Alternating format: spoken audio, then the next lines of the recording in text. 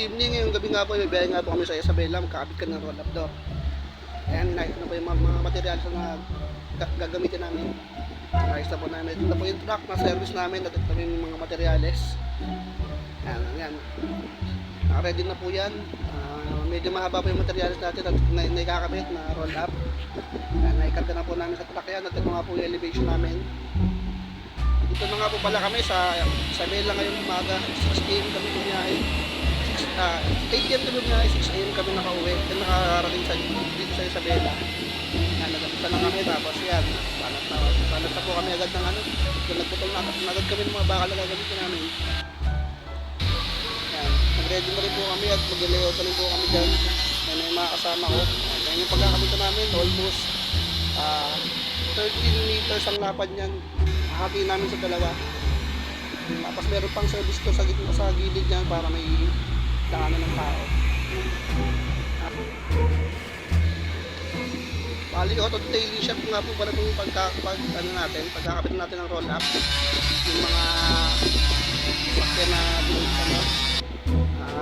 na car show, dito po yung gagawin.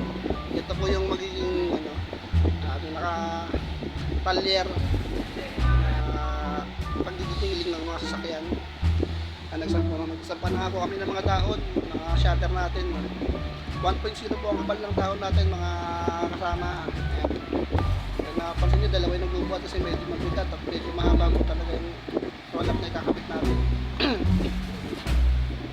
Bali nga po pala nagsabay-sabay na po kami dyan magkabit kasi nga po pinaparush po yan as soon as possible po. Kailangan matapos na agad lahat, pati ang roll-up, pintura at yung mga salamin po. Kasi wag opening na po yan, malapit na po, kaya pinaparush po.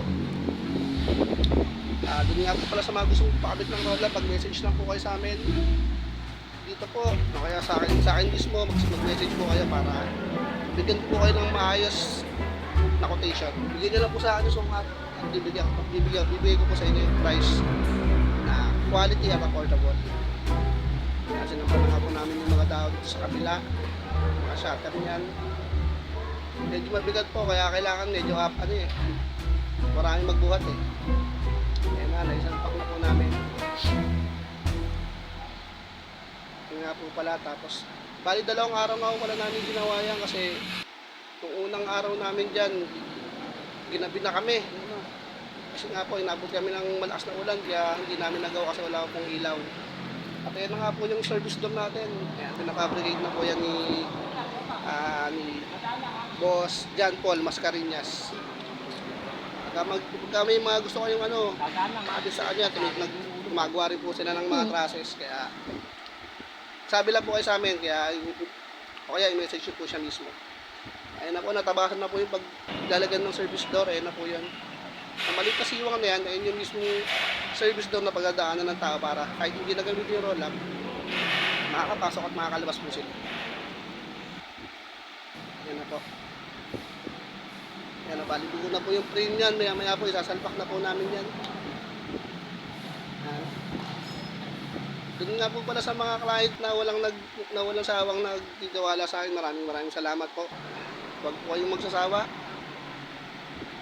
Ayun na po siya, kinabit na rin po namin yung mga cover niyan. Medyo mahirap ikabit kasi nga po mahaba at kailangan mag-brace kami ng bakal para ma-welding namin yung cover sa taas. Inabot po kami ng almost 3 years sa pagkakabit pa lang po ng cover. Ayan mga po, nililimit na nga po natin. Ayan na po yung service door natin, nakakabit na po. Ayan po yung dadaanan ng tao kahit na hindi buksan yung roll up. Ayan po silang dadaanan na pintuan na maliit. Nililimit na lang po yan, nadilipat rin po tayo sa kabila. Makuha lang yung stop limit button niya, okay na po yan. Nga pa, doon sa may mga balak magpakabit ng roll up dyan, mag-message lang po. Lahat po ng klase ng roll up, kinakabit po namin. Tapos, mag-message kayo sa akin para papag-usapan natin. Ano mong problema eh. Basta bibigyan ko po ng magandang price at quality ng trabaho.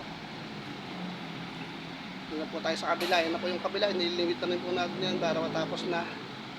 Kasi, paalis na rin po tayo dyan eh. Mga yan, andun na po rin po yung service namin. Nag-aantay, nagmamadali nga rin po kasi mayroon pa silang ikakabit na salamin sa Quezon City. Hindi na. Kailangan po. Diretso. Nandiyan na rin po yung service namin, nandiyan na rin po kami dyan. Nilimit na lang po natin yan para sure ball. Naikabit ko na rin po pala yung mga push button switch niya sa baba niya. Hindi ko na po nakakita sa video kasi ako po yung nagkabit, hindi ko po na-videohan, pero na-limit daw rin po yung mga push button switch niyan.